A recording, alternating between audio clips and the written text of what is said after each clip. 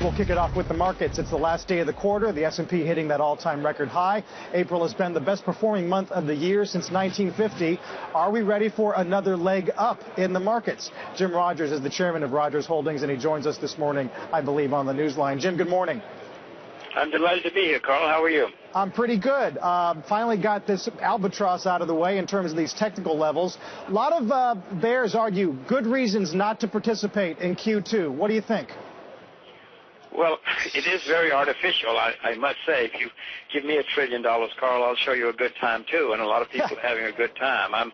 I'm somewhat skeptical because I know it's going to end badly. Let's center on U.S. People point to typical seasonality, not that great going into the springtime.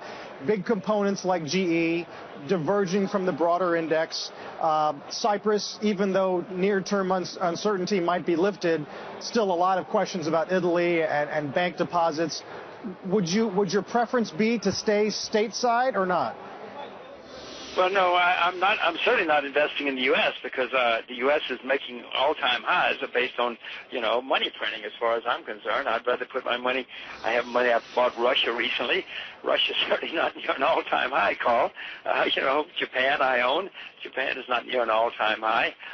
The whole world's benefiting from all this money being printed, but there are better places than the all-time high, if you ask me.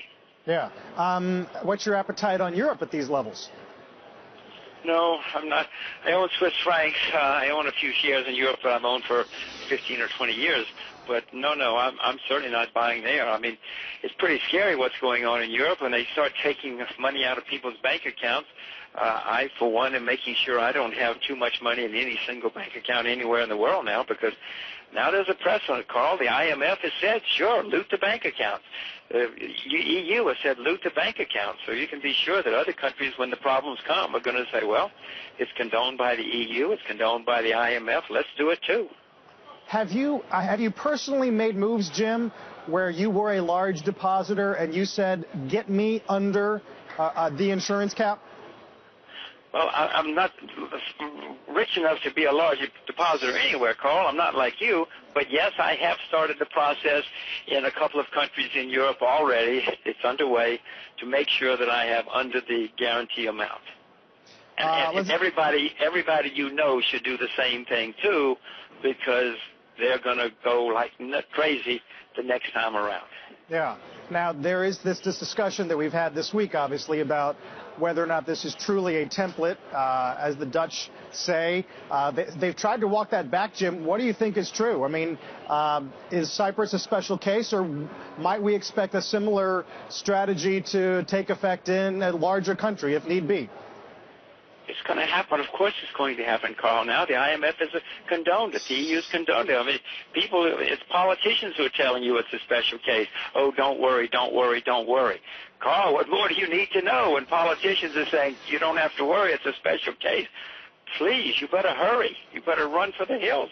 I'm doing it anyway. It doesn't mean I'm right. But I want to make sure that I don't get trapped. I mean, think of all the poor souls who just thought they had a simple bank account.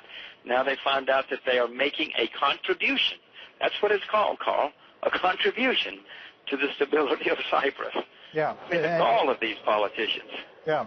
Rule number one, Jim, they say, is don't lose money. Rule number two is look back at rule number one. Finally, well, rule number three is don't trust the politicians. Don't trust any government, Carl. If you're going to listen to governments, you're going to go bankrupt very quickly. Finally, Jim, I know one of your other areas of focus is ag. Can you be a little more specific? Well, agriculture has been a disaster. We produced less than we've consumed for 10 years now, which means inventories are near historic lows. We've got very low inventories. We're running out of farmers. The average age of farmers in America is 58. In Japan, it's 66. I mean, farming's been a disaster for 30 years. Prices have to go much higher. Maybe not this year, but certainly this decade, or we're not going to have any food at any price, Carl. There aren't enough. You know anybody who became a farmer? Probably not.